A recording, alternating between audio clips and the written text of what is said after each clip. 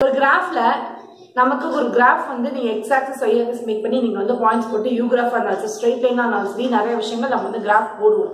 ஆனா அந்த கிராஃப்ல இன்னும் நிறைய விஷயங்கள் நமக்கு இருந்துகிட்டே இருக்கு. சோ ஃபார் எக்ஸாம்பிள் பாத்தீங்கன்னா கிராஃப்ல நீங்க யூ கிராஃப் போடுவீங்க, ஸ்ட்ரெயிட் லைன் போடுவீங்க. அந்த ஸ்ட்ரெயிட் லைன் வந்து இந்த பாயிண்ட்ல இந்த பாயிண்ட்டுக்குள்ள டிஸ்டன்ஸ் என்ன அல்லது கூட மிட் பாயிண்ட் என்ன, அதை நம்ம ஒரு ரெண்டு பிரிவா இந்த ஒரு ஸ்ட்ரெயிட் லைன்ல பாத்தீங்கன்னா உங்களுக்கு எத்தனை பார்ட்ஸா பிரிச்சு எத்தனை பார்ட்ஸா நம்ம இது பண்ணும்போது நிறைய விஷயங்கள் கிராஃப் இருக்கு. ஆனா கிராஃப் நம்ம என்ன பண்ணிருக்கோம் இது வரைக்கும் ஜஸ்ட் நம்ம வந்து கோஆர்டினேட் பாயிண்ட்ஸ் x, y கொடுத்தாங்கன்னா அதை போய் நம்ம வந்து மார்க் பண்ணிருக்கோம் இல்லையா. சோ இன்னைக்கு நம்ம பார்க்கக்கூடியது என்னன்னு பாத்தீங்கன்னா அந்த கிராஃப்ல என்னென்னலாம் நம்ம வந்து யூஸ் பண்ணலாம், தட் மீன்ஸ் அந்த கிராஃப் ஷீட்ல என்னென்னலாம் யூஸ் பண்ணலாம் அப்படின்னு தான் பார்க்க போறோம்.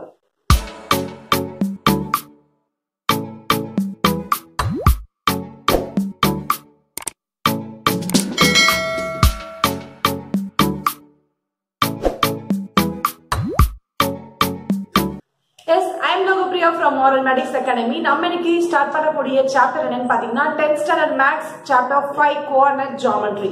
சோ இந்த ஜியோமெட்ரி தான் இருக்கு. கிராஃப் ஷீட்டுக்கு என்ன சம்பந்தம் அப்படின்னு பாத்தீங்கன்னா ஆக்சுவலி அந்த கிராஃப்ல எக்ஸ் ஆக்சிஸ் y ஆக்சிஸ்ல என்னென்ன விஷயங்கள் நடக்குதோ அதை நம்ம தனியா எடுத்து போட்டு ஜியோமெட்ரியில வந்து நம்ம வந்து ப்ரூவ் பண்ணுவோம்.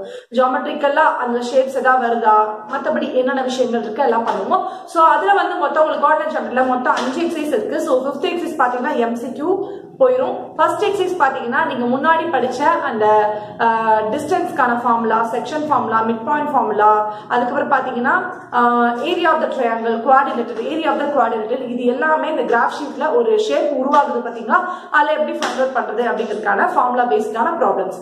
சோ செகண்ட் பாத்தீங்கன்னா செகண்ட் எக்ஸசைஸ்க்கான ஃபார்முலாஸ்லாம் என்னென்னு பாத்தீங்கன்னா ஸ்லோப். சோ ஸ்லோப் ஒரு ஸ்ட்ரெயிட் லைன்னா அதுல கண்டிப்பா ஸ்லோப் அப்படிங்கிறது உருவாகும். இன்க்ளினேஷன் ஆஃப் எ லைன் அப்படின்னு சொல்லுவாங்க, இல்ல ஆங்கிள் ஆஃப் இன்க்ளினேஷன். அப்படின்னா என்னன்னா ஸ்லோப் உருவாகும் போது கண்டிப்பா அது நம்ம வந்து தீட்டா அப்படிங்கிற மதிப்பு அங்கெல்லாம் உருவாகும், ஆங்கிள் ஃபார்ம் ஆகும். சோ ஒரு ஆங்கிள் ஃபார்ம் ஆச்சுன்னா நம்ம அதை எப்படி நம்ம ஃபைண்ட் அவுட் பண்ணலாம், அதோட ஸ்லோப் என்ன, அதோட ஆக்ஷன்ஸ் என்ன, நம்ம எப்படி ஃபைண்ட் அவுட் பண்ணலாங்கிறதா second exercise. And third exercise பாத்தீங்க அப்படின்னு பாத்தீங்கன்னா straight line. So straight line equation அதுல வந்து பேரலா இருக்கக்கூடியது இந்த மாதிரிலாம் நம்ம கொஞ்சம் டெப்தா வந்து ஸ்ட்ரெயிட் லைன்ல போகும். ஸோ அந்த ஸ்ட்ரெயிட் லைனுக்கு என்னென்ன விஷயம், ஒரு ஸ்ட்ரெயிட் லைன்ல என்னென்ன விஷயங்கள் இருக்கு, அதோட இன்டர்செப்ட் ஃபார்ம் என்ன, ஸ்லோப் இன்டர்செப்ட் ஃபார்ம் என்ன, அதெல்லாம் வந்து உங்களுக்கு என்ன வரும்னா 5.3 எக்ஸசைஸ்ல வரும். சோ மூணாவது பெஞ்சில வரும். சோ ஃபோர்த் எக்ஸசைஸ்ல நம்ம என்ன பார்க்க போறோம்னா ரெண்டு ஸ்ட்ரெயிட் லைன் கொடுத்துருவாங்க. அந்த ரெண்டு ஸ்ட்ரெயிட் லைன் பேரலா இருந்தா இணையா இருக்கும்போது என்ன வரும், அது ரெண்டும் வந்து செங்குத்தா, இப்படி செங்குத்தா பர்பெண்டிகுலரா இருக்கும்போது எப்படி யூஸ் பண்ணணும், அந்த ஸ்ட்ரெயிட் லைன் ரெண்டு ஈக்குவேஷன் ஜெனரல் ஃபார்ம் என்ன, இது எல்லாத்தையும் பத்தி படிக்க போதுதான் 5.4 எக்ஸசைஸ். சோ இவ்வளவுதான் கோஆர்டினேட் ஜியோமெட்ரி. தென் 5.5 எக்ஸசைஸ் வந்து உங்களுக்கு ஆஸ் MCQ தான், சரியான விடையை தேர்ந்தெடுக்கிறது தான், அவ்வளவுதான். சோ இந்த விஷயங்கள் கான்செப்ட் தான் நீங்க தெரிஞ்சுக்கணும்னா மேற்கொண்டு நம்ம வீடியோ ஃபர்தரா ஃபாலோ பண்ணுங்க, ஸ்கிப் பண்ணாம பாருங்க. அண்ட் முக்கியமா ஒரு தம்ஸ் அப் லைக் பண்ணுங்க, ஷேர் பண்ணுங்க, சப்ஸ்கிரைப் பண்ணுங்க, கூட இருக்க பெல் ஐகான் கிளிக் பண்ணுங்க. அண்ட் உங்க ஃப்ரெண்ட்ஸ் கிட்ட முதல்ல ஷேர் பண்ணுங்க. ஒரு சாப்டர் அப்படின்னா அது ஃபுல் இன்ட்ரோடக்ஷன் கொடுத்துருக்கேன். சோ இந்த சாப்டர்ல யூஸ் பண்ணக்கூடிய எல்லா ஃபார்முலாஸும் இன்னைக்கு நம்ம பார்க்கலாம். So let's get started. Okay, நமக்கு வந்து இப்ப 5.1 எக்ஸசைஸ்க்கு முன்னாடி இருக்கக்கூடிய ஃபார்முலாஸ் தான் பார்க்க போறோம். சோ ஆல்ரெடி நமக்கு தெரியும் இது வந்து ஒரு கிராஃப் ஷீட், ஓகேவா. சோ கிராஃப் ஷீட் தான் நான் சொன்னேன் இல்லையா, அதே மாதிரி தான். சோ இது வந்து y, y டேஷ், இது x, x டேஷ், இது 0, இந்த மாதிரி 1 2 3 -1 -2 போயிட்டே இருக்கும். இதுல வந்து ஒரு ஸ்ட்ரெயிட் லைன் இருக்கு. சோ இந்த இடத்துல இருக்கக்கூடிய பாயிண்ட்டுக்கும் இந்த இடத்துல இருக்கக்கூடிய பாயிண்ட்டுக்கும் டிஸ்டன்ஸ் என்ன, ஓகேவா, டிஸ்டன்ஸ் என்ன அப்படின்னு சொல்லி நம்ம ஃபைண்ட் பண்ண போறோம். சோ இங்க குறிச்ச பாயிண்ட் வந்து நான் என்ன எடுத்துக்கிறேன், x1 y1 எடுத்துக்கிறேன். அண்ட் இந்த பாயிண்ட வந்து நான் x2 y2 எடுத்துட்டேன்னா அதுக்கான ஃபார்முலா இந்த இடத்துல இருந்து இந்த இடத்து இந்த பர்டிகுலருக்கான டிஸ்டன்ஸ். சோ டிஸ்டன்ஸ்க்கான ஃபார்முலா என்னன்னு பாத்தீங்கன்னா square root of x2 - x1 the whole square plus y2 - the y1 the whole square. இதுதான் வந்து டிஸ்டன்ஸ்க்கான ஃபார்முலா. இப்போ அடுத்து பாத்தீங்கன்னா இப்போ எனக்கு இந்த லைன்ல எனக்கு மிட் பாயிண்ட்ங்கிறது வேணும். மிட் பாயிண்ட் நடுப்புள்ளி, இந்த மிட் பாயிண்ட் வேணும் அப்படின்னா என்ன பண்ணலாம், அதுக்கு தனியா ஒரு ஃபார்முலா இருக்கு. அதுதான் MS = கேபிட்டல் M நோட் பண்ணுவாங்க, x1 + x1 / 2 y1 + y2 / 2. இது மட்டும் தான் ஃபார்முலா மாறும். இது எல்லாமே எப்படி இருக்குன்னா x, y, ஏன்னா மிட் பாயிண்ட் தான் நம்ம டினோட் பண்றோம். கரெக்டா நடுவில் இருக்கக்கூடிய ஒரு பாயிண்ட் நீங்க வந்து அதை வந்து m எடுத்துட்டு இந்த இடத்துல பிராக்கெட்ல x, y in terms of x, y உங்களுக்கு ஆன்சர் வரும். சோ அப்ப ரெண்டு x கோஆர்டினேட்டையும் ஆட் பண்ணி 2 ஆல டிவைட் பண்ணும், and ரெண்டு y கோஆர்டினேட்டையும் ஆட் பண்ணி நீங்க 2 ஆல டிவைட் பண்ணா உங்களுக்கு மிட் பாயிண்ட்கான ஆன்சர் கிடைச்சிடும். சோ தேர்ட் ஃபார்முலா என்னன்னா செக்ஷன் ஃபார்முலா. இப்போ இதுல எப்படி மேம் செக்ஷன் அப்படின்னா இப்போ நடு பாயிண்டா செக்ஷன், கரெக்டா. இப்போ நீங்க ஒரு லைன் அது கரெக்டா வந்து இது x1 y1 இது x2 y2 இதுக்கு சென்டர் அப்படின்னா மிட் பாயிண்ட். எனக்கு சென்டர்ல வந்து தெரியல, எனக்கு இந்த இடத்துல வேணும். இந்த இடத்துல பாத்தீங்கன்னா உங்களுக்கு அதிகமா இருக்கு டிஸ்டன்ஸ், இந்த இடத்துல கம்மியா இருக்கு இல்லையா? சோ இதை நம்ம என்ன எடுத்துக்கணும், m/n இந்த டிஸ்டன்ஸை m/n ஏதாவது ஒரு விகிதம் m/n அப்படிங்கிற ரேஷியோல அவங்க கொடுத்துருவாங்க. சோ இதுக்கு தான் வந்து செக்ஷன் ஃபார்முலா, பிரிவு சூத்திரம் அப்படின்னு தமிழ்ல சொல்லுவோம். சோ அதுக்கான ஃபார்முலா என்னன்னு பார்த்தா mx2 + nx1 / m + n my2 + ny1 / m + n அப்படின்னு சொல்லுவாங்க. சரியா? அடுத்தது எக்ஸ்டர்னல் டிவிஷனுக்கான ஃபார்முலா. சோ உட்புறமா இந்த உள்ளுக்குள்ள பிரிக்குது. இதே வந்து எனக்கு வந்து இந்த இடத்துல n இப்ப பாருங்க, இப்போ இது x, 2 பாயிண்ட் இங்க இருக்கு. சோ x2, y2 பாயிண்ட் இங்க இருக்கு. பட் எனக்கு என்னன்னா இன்னும் கொஞ்சம் தூரம் போய் எனக்கு இந்த இடத்துல அந்த பாயிண்ட் வேணும். ஓகே, அப்ப இது வந்து m, அது இது வந்து n எடுத்துட்டீங்கன்னா இந்த ஹோல் ஓவர்ல இருந்து வெளியில அந்த ஸ்ட்ரெயிட் லைனுக்கு வெளியில ஒரு பர்టిక్యులர் பாயிண்ட் வேணும். அதோட ரேஷியோ m/n எடுத்துக்கும் போது எக்ஸ்டர்னல் டிவிஷனுக்கான ஃபார்முலா இந்த இடத்துல அதே ஃபார்முலா தான் வரும். பட் என்ன வரும், பிளஸ்க்கு பதிலா மைனஸ் போடுவோம். எல்லாமே என்ன வரும்னா x, y. ஏன்னா x, y நடுவுல ஒரு புள்ளி, பின்னாடி வெளியில ஒரு புள்ளி, அந்த மாதிரி பாயிண்ட் தான் கண்டுபிடிக்க போறோம். சோ அதனால வந்து நீங்க என்ன பண்ணுவீங்க, எக்ஸ்டர்னல் டிவிஷன் ஃபார்முலா. அண்ட் அடுத்து பாத்தீங்கன்னா சென்ட்ராய்டு வந்து பர்టిక్యులரா எது யூஸ் பண்ணுவோம் அப்படின்னா ட்ரையாங்கிள் இருக்கு. இப்போ உங்களுக்கு வந்து இந்த இடத்துல ஒரு 3 பாயிண்ட் ஒரு கிராஃப்ல 1 செகண்ட்.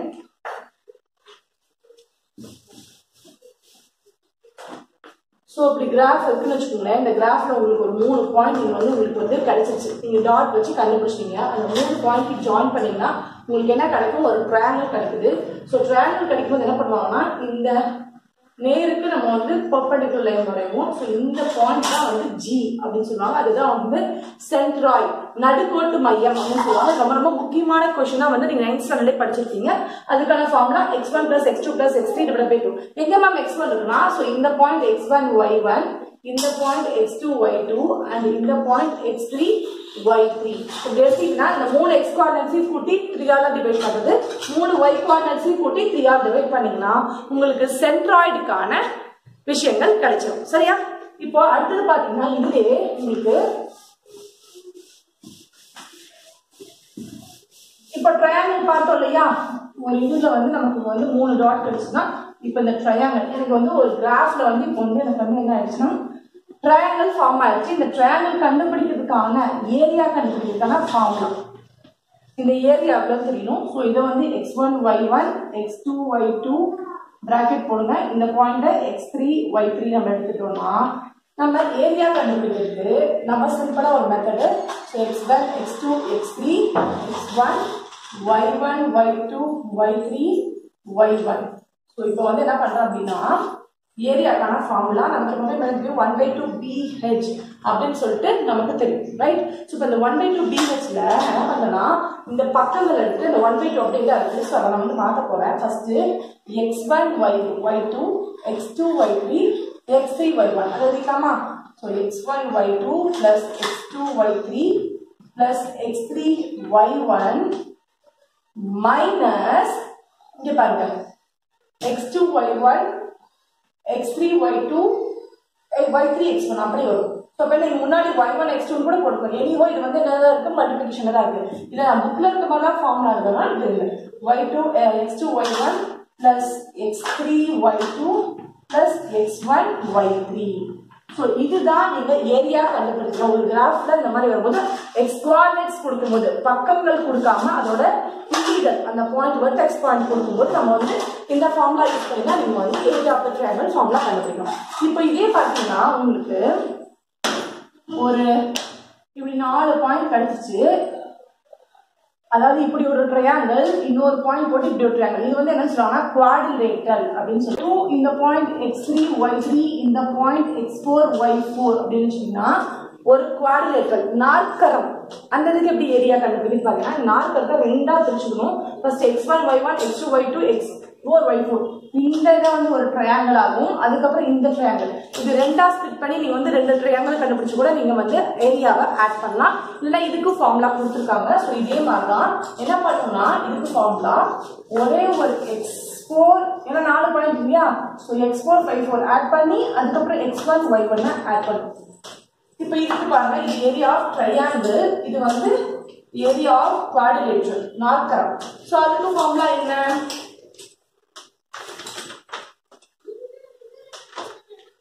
சோ அதுக்கு ஃபார்முலா என்னன்னு பாத்தீங்கன்னா இதே 1/2 into first x1 by 2 அதேதான் x1 by 2 plus x2 by 3 அடுத்து plus x3 by 4 அடுத்து பாத்தீங்கன்னா x4 by 1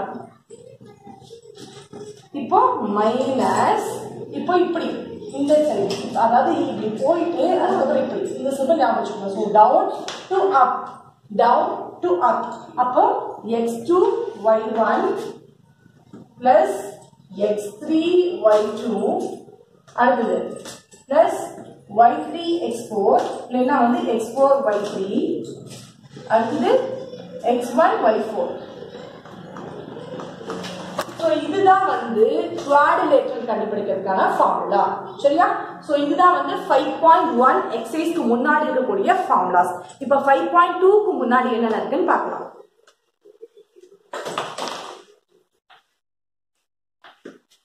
So 5.1 exercise இந்த ஒரு கான்செப்ட் விட்டுட்டேன் என்ன அப்படின்னு பார்த்தா கொலினியர் அப்படின்னு சொல்லுவாங்க ஸோ ஒரு ஏரியா நம்ம இப்போ வந்து ஏரியா ஆஃப் த ட்ரையாங்கிள் நம்ம வந்து பார்த்தோம்ல அந்த ஏரியா ஆஃப் த ட்ரையாங்கிள் வந்து ஈக்குவல் டு 0 இருக்கும்போது அது வந்து collinear that means the straight line அப்படின்னு சொல்லுவாங்க ஸோ இப்போ பாருங்க உங்களுக்கு வந்து ஒரு சிம்பிள் எக்ஸாம்பிள் சொல்றேன் இப்போ ட்ரையாங்கிள் இப்படி இருக்கு ஓகே ஸோ இந்த குச்சி என்ன ஆகுதுன்னா இங்க ஒரு சாக் பீஸ் வச்சுக்கிறேன் அண்ட் இங்க ஒரு சாக் பீஸ் சரியா இப்படி மேக் பண்ணி கீழே ஒரு சாக் பீஸ் இருக்குதான் நினைச்சுக்கோங்க ட்ரையாங்கிள் இருக்கு இதுக்கு ஏரியா 0 உங்களுக்கு எதுவுமே இருக்காது அப்படின்னா அந்த சாக் பீஸ் அப்படியே வந்து கீழே வந்து இப்படி செட்டில் ஆயிடும் அந்த சாக் பீஸ் ரைட் இப்படி வரும்போது என்ன ஆகுது அது வந்து ஸ்ட்ரெயிட் லைனா மாறுது நல்லா இன்னும் நல்லா பாருங்க ஸோ 3 சாக் பீஸ் எடுக்கிறோம் ஸோ இந்த இடத்துல ஒரு சாக் பீஸ் இந்த இடத்துல ஒரு சாக் பீஸ் இருக்கிறதா நினைச்சுக்கோங்க ஓகே பிடிக்க முடியாதால இப்படி ஸோ இப்படி இருக்குன்னு வச்சுக்கோங்க இப்போ இதுக்கு ஏரியாவே இல்லை ஏரியாவோட வேல்யூ 0 அப்படிங்கும்போது உள்ள வந்து இந்த பரப்பு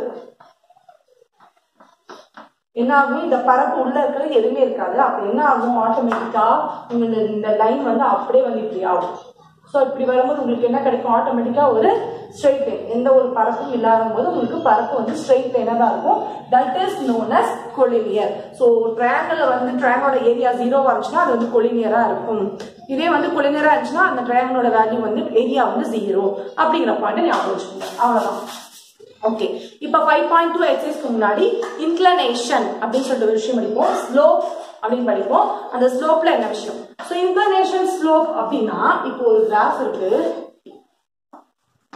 அதுல வந்து எனக்கு ஒரு லைன் ஸ்ட்ரெயிட் லைன் இப்படி பாஸ் ஆகுது சரியா சோ இப்போ பாஸ் ஆகும்போது இந்த இடத்துல எக்ஸ் ஆக்சிஸ் இருக்கா சோ இந்த எக்ஸ் ஆக்சிஸ் நேரா போகும்போது உங்களுக்கு பாருங்க இந்த இடத்துல ஒரு வேல்யூ தீட்டா அப்படிங்கிற வேல்யூ ஃபார்ம் ஆகுதா சோ அதுதான் இன்க்ளினேஷன் என்ன சொல்லுவாங்கன்னா இன்க்ளினேஷன் வந்து ஒரு எக்ஸ் ஆக்சிஸும் every line parallel to X axis இதுக்கு பேரலலா எக்ஸ் ஆக்சிஸ் இருக்கும்போது என்ன பண்ணுவாங்கன்னா இதுல உங்களுக்கு எக்ஸ் ஆக்சிஸ்க்கு வந்து 0 டிகிரியா இருக்கும் ஒய்க்கு தான் 90 டிகிரியா இருக்கும் எப்பவுமே பாருங்க சிம்பிளா பாருங்க ஒரு கிராஃப்ல நீங்க எதையுமே மென்ஷன் பண்ணலாம் இப்போ சிம்பிளா ஒரு கிராஃப் பாத்தீங்கன்னாவே உங்களுக்கு என்ன இருக்கும் எக்ஸ் ஆக்சிஸ் வந்து 0 இது 180 டிகிரி 0 இந்த 0 டிகிரில தான் இருக்கு ஆனா இங்க பாருங்க உங்களுக்கு வெர்டிகலா இருக்கனால y ஆக்சிஸ் 90 அதே ஈஸியா ஞாபகம் வச்சுக்கலாம் சோ இன்க்ளினேஷன்னா அந்த மாதிரி வெயிட் பண்ணும்போது இப்போ இந்த இடத்துல ஒரு லைன் போகுதுன்னா சோ இந்த லைன் வந்து இது கூட மேக் பண்ணக்கூடிய ஆங்கிள் ஒன்று இது கூட மேக் பண்ணக்கூடிய ஆங்கிள் இல்லை வந்து இந்த இடத்துல டாட் போட்டு இங்கே மேக் பண்ணக்கூடிய ஆங்கிள்ஸ் இந்த மாதிரி ஆங்கிள்ஸ் ஃபார்ம் ஆகுதா வந்து இன்க்ளினேஷன் சொல்லுவாங்க ஸோ இந்த மாதிரி இன்க்ளினேஷன் என்ன பண்ணுங்க அப்படின்னு பார்த்தீங்கன்னா உங்களுக்கு இன்னும் சிம்பிளா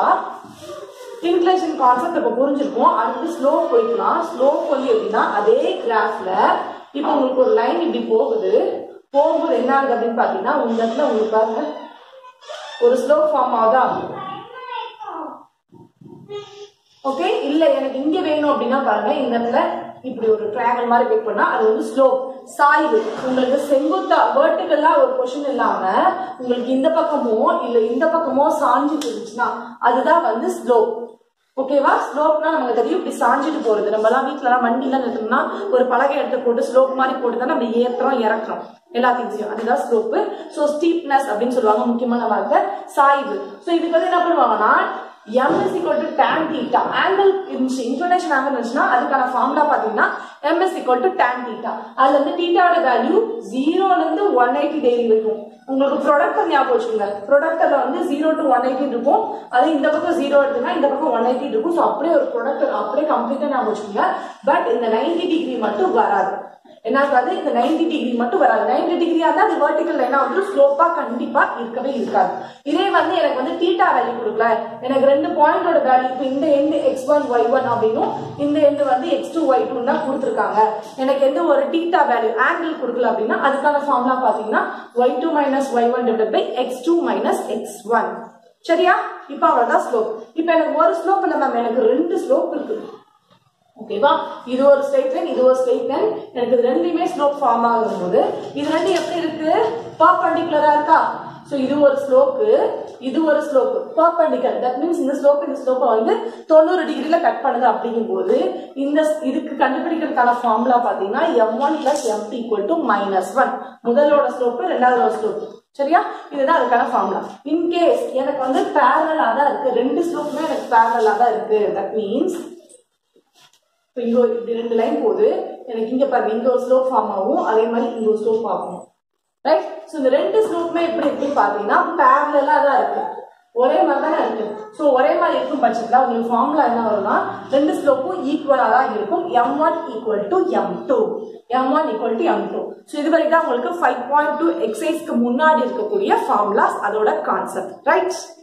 இப்போ நம்ம 5.2 எக்ஸசைஸ்க்கு முன்னாடி இருக்கக்கூடிய ஃபார்முலாஸ் என்னென்ன டாபிக் இருக்குன்னு பார்க்கலாம். Straight line equation. ஸோ கிராஃப்ல வந்து நமக்கு வந்து ஸ்ட்ரெயிட் லைன் ஃபார்ம் ஆகுது இல்லையா? இது y டேஷ், இது x டேஷ், இது x அப்படிங்கும்போது இந்த ஸ்ட்ரெயிட் லைனை தான் நம்ம என்ன சொல்லுவோம்? ஸ்ட்ரெயிட் லைனுக்கான ஈக்குவேஷன் எப்படி இருக்குன்னு பார்த்தீங்கன்னா ax plus by plus c equal to 0வா இருக்கும். சரியா? General form. இதுதான் வந்து ஒரு ஸ்ட்ரெயிட் லைன் வந்து அதுக்கான ஈக்குவேஷன். இப்போ இதுல வந்து சில விஷயங்கள் நம்ம பார்க்க போறோம். ஸோ இந்த ஸ்ட்ரெயிட் லைன் வந்து எங்கெல்லாம் வரலாம், ஓகேவா, எங்கெங்கெல்லாம் ஃபார்ம் ஆகும். ஸோ இந்த மாதிரி நடுவில் வரும்போது அதுக்கு இதுதான் ஈக்குவேஷன். இதே வந்து எக்ஸ் கோஆர்டினேட்ஸ்லேயே வரும்போது, அதாவது ஒன்று இந்த ஒய்னா ஒய் மேலேயே அந்த ஸ்ட்ரெயிட் லைன் வரும், இல்லை எக்ஸ்னா அந்த எக்ஸ் மேலேயே உங்களுக்கு ஸ்ட்ரெயிட் லைன். ஒன்று மேலே ஒன்று, ஒரு ரூபா காயின் எடுத்து ஒரு காயின் மேலே இன்னொரு காயின் வச்சா எப்படி வந்து கோயின்சைட் ஆகுது, அது மாதிரி அந்த ஆக்சஸ் அதுக்கப்புறம் அந்த ஸ்ட்ரெயிட் லைன் அது எப்படி வருதுன்னு பார்த்தா, இப்போ வந்து இந்த இடத்துல இருக்கக்கூடிய பாயிண்ட் நீங்க சிம்பிளா நான் சொல்ற பாருங்க, இந்த பாயிண்ட் நம்ம எப்படி மேக் பண்ணலாம்? 1 2 3 4 மேக் பண்ணலாம். இல்லைன்னா நீங்க எப்படி மேக் பண்ணுவீங்க? இந்த பாயிண்ட 1, 0 2, 0 3, 0 -1, 0 -2, 0. ஏன்னா இந்த y ஆக்சிஸோட வேல்யூ 0, அதுதான் இங்க கொடுத்துருக்காங்க. இப்போ ஈக்குவேஷன் ஆன் OX, OXனா இதுதான் O, இந்த OX இந்த ஆக்சிஸ்ல. ஸோ எக்ஸ் ஆக்சிஸ்ல அந்த ஈக்குவேஷன் அந்த ஸ்ட்ரெயிட் லைன் வந்து செட் ஆகும்போது உங்களுக்கு என்ன வரும்? ஒய்யோட வேல்யூ எல்லாமே என்ன ஆயிடுது? 0 ஆயிடுது. 0 ஆயிடுதா? ஓகே. இப்போ அதே மாதிரி பாத்தீங்கன்னா இந்த OYல பாருங்க கீழே என்ன வரும்?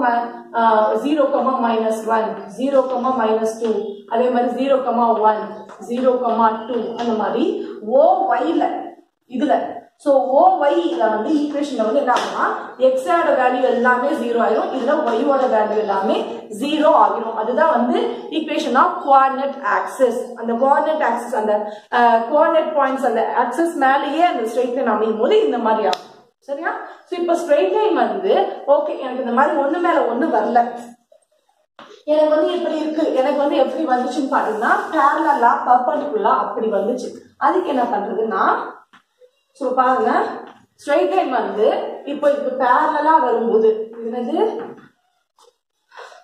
y axis, first x axis பேரலலா வச்சுக்கலாமா? அதான் ஈஸியா இருக்கும். ஃபர்ஸ்ட் இது x ஆக்சிஸ், சோ x ஆக்சிஸ்க்கு பேரலலா இது தான் பேரலல் தானே, இதுக்கு இணையா நமக்கு வந்து ஸ்ட்ரெயிட் லைன் கிடைச்சதுன்னா இந்த ஸ்ட்ரெயிட் லைன் வந்து ஓட வேல்யூ பார்த்தீங்கன்னா y is equal to b அப்படின்னு சொல்லலாம். y is equal to b. இதே வந்து இன்னொன்னு போற மாதிரி இங்கே இப்போ இது y ஆக்சிஸ்க்கு parallel-ஆ இருக்கு, இது x ஆக்சிஸ்க்கு parallel-ஆ இப்படி ஒரு ஈக்குவேஷன் உங்களுக்கு ஃபார்ம் ஆகுனா உங்களுக்கு x is equal to c, அதுதான் வந்து உங்களுக்கு ஆன்சரா கிடைக்கும். இது y is equal to b. ஏன்னா பாருங்க இந்த இடத்துல பாருங்க, இந்த இடத்துல நீங்க எடுத்தாலும் இப்போ இன் கேஸ் இது 1 இது 2 இது 3 னு வச்சுக்கோங்க, y ஓட வேல்யூ 3 தான் வரும், x ஓட வேல்யூ என்னது 0. அப்ப உங்களுக்கு y equal to 3ங்கிறது ஆன்சரா இருக்கும். இங்க எடுத்தாலும் 3 தான், இங்க இங்க இங்க இங்க எங்க எடுத்தாலும் உங்களுக்கு என்ன வேல்யூ தான் வரும்? y ஓட வேல்யூ 3 தான் வரும். ரைட்? So B தான் as usual. So இங்க அதே மாதிரி தான் இந்த பாயிண்ட்ல பார்த்தா உங்களுக்கு x ஓட வேல்யூ எல்லாமே என்ன இருக்கும்? 0 சாரி y ஓட வேல்யூ உங்களுக்கு என்ன இருக்கும் 0. இந்த இடத்துல நீங்க எந்த பாயிண்ட் எடுத்தாலும் இந்த x பாயிண்ட்க்கு நேரா இருக்கறனால எந்த பாயிண்ட்னாலும் அந்த x ஓட வேல்யூ எதுவோ அதுதான். ஃபார் எக்ஸாம்பிள் இங்க 1 இந்த பாயிண்ட் நான் 2 ன்னு எடுத்துக்கிட்டா சோ இந்த 2ங்கறதுனா இங்க போனாலும் 2 தான், இதுக்கு நேரா கீழ வந்தாலும் 2 தான். அப்படிங்கும்போது x ஓட வேல்யூ 2 நேரா கிடைக்கும். பட் இத என்ன பண்ணிருக்காங்கன்னா இன் கேஸ் அந்த b ன்னு சொன்னால இப்போ y = b ங்கிறது அந்த b வந்து greater than 0வா இருந்துச்சுனா நமக்கு வேல்யூஸ் வந்து எப்படி வரும்னா அப்ல வரும். சோ greater than 0 அப்படிங்கும்போது இந்த கிராஃப்க்கு மேல வரும். சோ இந்த கோஆர்டினேட் x ஆக்சிஸ் இருக்கு இல்லையா, சோ கிராஃப்க்கு மேல அப்படிங்கும்போது உங்களுக்கு என்னது கிராஃப் ஒண்ணு அழிச்சழிச்சு போட்டாதான் உங்களுக்கு புரியும். ஓகே, இப்போ நான் சொல்றேன் பாருங்க. சோ இது வந்து y dash x dash இருக்கு, இது 0. இப்போ y = b வேணா ஏதாவது ஒரு பேரலலா ஒரு லைன் வரையணும். அந்த லைன் வந்து நமக்கு வந்து greater than 0. இப்போ y = 4 அப்படினா நம்ம என்ன பண்ணுவோம் 1 2 3 4 இந்த இடத்துல நம்ம என்ன பண்ணுவோம் லைன் போடுவோம். ரைட், சோ பேரலலா இங்க தான் வரும். இந்த இடத்துல y ஓட வேல்யூ வந்து 4 தான். எந்த இடத்துல எடுத்தாலுமே உங்களுக்கு என்ன கிடைக்கும் y ஓட வேல்யூ 4 தான் வரும். சோ அப்போ உங்களுக்கு y ஓட வேல்யூ 4ங்கிறது என்னது greater than 0வா இருந்தா இந்த x ஆக்சிஸ்க்கு மேல வரும். இதே less than 0 இருக்குது -4 னா உங்களுக்கு என்ன வரும் இங்க கீழ வருமா? ரைட், அப்ப என்ன ஆகும் less than அப்படிங்கும்போது உங்களுக்கு x ஆக்சிஸ்க்கு கீழ வரும். இதே அடுத்து equal to 0வா இருந்தா அந்த x axis itself இது மேலே வரும். y = 0 னா இந்த ஆக்சிஸ் மேலேயே வரும். அப்படிங்கறத அந்த b = 0 அததான் வந்து நான் வந்து b ஃபிகர்ல ஈஸியா ஞாபகம் இருக்கிறதுக்காக இது பாருங்க. அப்ப x ஆக்சிஸ்க்கு மேல இது x ஆக்சிஸ்க்கு கீழ இது x axis itself. ஓகே, இப்போ அதே மாதிரி நம்ம பண்ணலாம். நெக்ஸ்ட் ஒன் நம்ம பார்க்கலாமா? ஓகே, சோ இப்ப பாருங்க. So x dash x y dash இப்போ ஒரு லைன் வந்து நான் வந்து x ஆக்சிஸ்க்கு parallel போட்டாச்சு. இப்போ y ஆக்சிஸ்க்கு parallel அந்த y ஆக்சிஸ்க்கு parallel நான் வந்து x = c அப்படிங்கற வேல்யூவை நான் என்ன எடுத்துக்கிறேன் x = 2 எடுத்துக்கிறேன். அப்ப 1 2 சோ இது பாசிட்டிவ் greater than 0வா இருக்கனால என்ன ஆகும் ரைட் ஹேண்ட் சைடுல வரும்.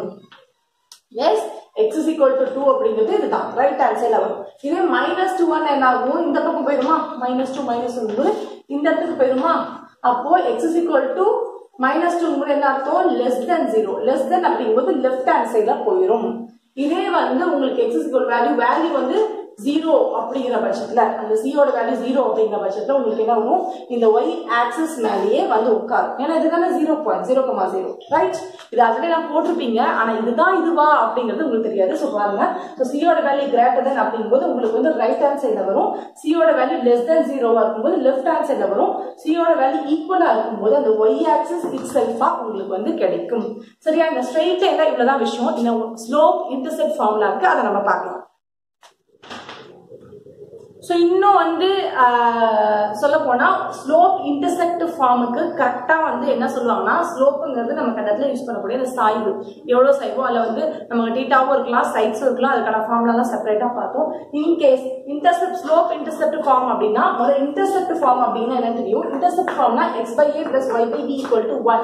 இந்த ஃபார்முலா உங்களுக்கு ஒரு லைன் ஃபார்ம் ஆகும்போது அதை வந்து கிராஃப்ல ஒரு லைன் உங்களுக்கு ஏதாவது ஒரு லைன் வந்து உங்களுக்கு இந்த ஃபார்முலா ஃபார்ம் ஆச்சு இந்த ஈக்குவேஷன்ல ஃபார்ம் ஆச்சு அப்படின்னா அது வந்து இன்டர்செப்ட் ஃபார்ம் சொல்லுவாங்க. சோ அதுக்கு ஸ்லோப் எடுக்கணும்னா y = mx + c வந்து அதுக்கு ஃபார்முலா. இல்ல mங்கிறது ஸ்லோப், இந்த இடத்துல cங்கிறது சொல்லுவாங்கன்னா y இன்டர்செப்ட் y யோட இன்டர்செப்டா வந்து யூஸ் பண்ணுவோம். தமிழ்ல வந்து y வெட்டு துண்டு அப்படின்னு சொல்லி பண்ணுவாங்க. வெட்டு துண்டுக்கான ஃபார்முலா y வெட்டு துண்டு அப்படின்னு சொல்லுவாங்க. இந்த ஃபார்முலா மிக மிக மிக முக்கியமான ஒரு ஃபார்முலா. கண்டிப்பா வந்து எக்ஸாம்ல இந்த ப்ராப்ளம் வரும். அடுத்து point slope formula. Point slope form அப்படிங்கும்போது ஏதாவது பாயிண்ட் ஸ்லோப் ஃபார்ம் ஆகும்போது உங்களுக்கு வந்து ஏதாவது ஒரு பாயிண்ட் சோ அந்த பாயிண்ட் நீங்க பாயிண்ட்கான ஸ்லோப் ஃபார்ம் நீங்க கண்டுபிடிக்கணும்னா அதுக்கான ஃபார்முலா ஒரு பாயிண்ட் மட்டும் கொடுத்தாங்கன்னா அதுக்கான ஃபார்முலா வந்து y - y1 = m × x - x1 அப்படிங்கறது ஃபார்முலா. mங்கிறது தான் இந்த ஸ்லோப்.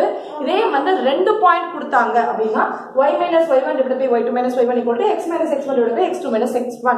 இது ரொம்ப ரொம்ப ரொம்ப ரொம்ப முக்கியமான பிக் क्वेश्चन. பெரிய क्वेश्चन இந்த சாப்டர்ல क्वेश्चन கேட்டாங்கன்னா இந்த क्वेश्चन தான் உங்களுக்கு வந்து क्वेश्चन கேட்பாங்க. சரியா, மேபி 4 மார்க்ல 3 மார்க் 4 மார்க்ல பெரிய क्वेश्चन சொல்லுவோம்ல. சோ அதுல வந்து உங்களுக்கு இதெல்லாம் உங்களுக்கு வந்து क्वेश्चंस கேட்கிறதுக்கு சான்ஸ் இருக்கு.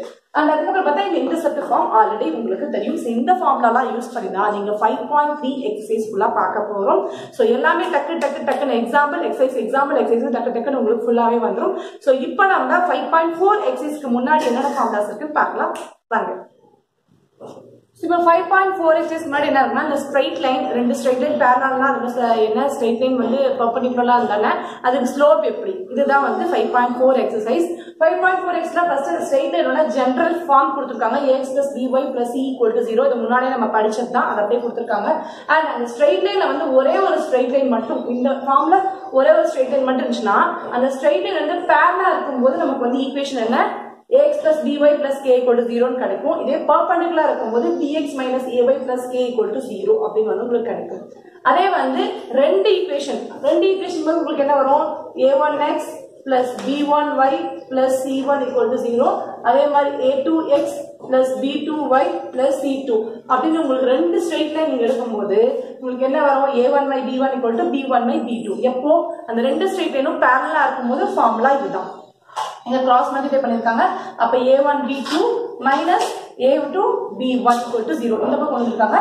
அது எப்படி சொல்றேன் சோ a1/a2 = b1/b2 இப்போ நம்ம கிராஸ் மல்டிப்ளை பண்ணலாம் a1 b2 = a2 b1 இப்போ நான் இந்த பக்கம் கொண்டு வரேன் அப்ப a1 b2 - a2 b1 = 0 இததான் வந்து இங்க எழுதிருக்காங்க ரைட்டா இப்போ அந்த ரெண்டு ஸ்ட்ரைட் லைனும் பெர்பெண்டிகுலரா இருக்கும்போது இந்த ரெண்டு ஸ்ட்ரைட் லைனும் பெர்பெண்டிகுலர்னா a1 a2 + b1 b2 ஓட வேல்யூ 0 அப்படினு வந்து நமக்கு கிடைக்கும் சரியா இத பேஸ் பண்ணி உங்களுக்கு 5.4 எக்ஸசைஸ்ல ப்ராப்ளம்ஸ் வரும் and இங்க வந்து ஸ்லோப்கான ஃபார்முலா வந்து எப்படி கண்டுபிடிச்சு சொல்லிருக்காங்க நமக்கு ஆல்ரெடி தெரியும் y = mx + c தான் ஒரு ஸ்ட்ரெயிட் லைன்ல வந்து ஸ்லோப்புக்கான ஃபார்முலா சோ அதுல வந்து இந்த mங்கிறது எப்படி கண்டுபிடிக்கணும் இந்த cங்கிறது எப்படி கண்டுபிடிக்கணும் அப்படி நமக்கு தெரியணும் இல்லையா சோ அதுக்கு தான் இங்க mங்கிறது என்னன்னா minus coefficient of x divided by coefficient of y கோஎஃபிஷியன்ட்னா இந்த x க்கு முன்னாடி இருக்கும் இல்லையா அதனால கோஎஃபிஷியன்ட் சொல்லுவோம் அப்ப ஸ்லோப் கண்டுபிடிக்கிறது என்ன minus coefficient of x divided by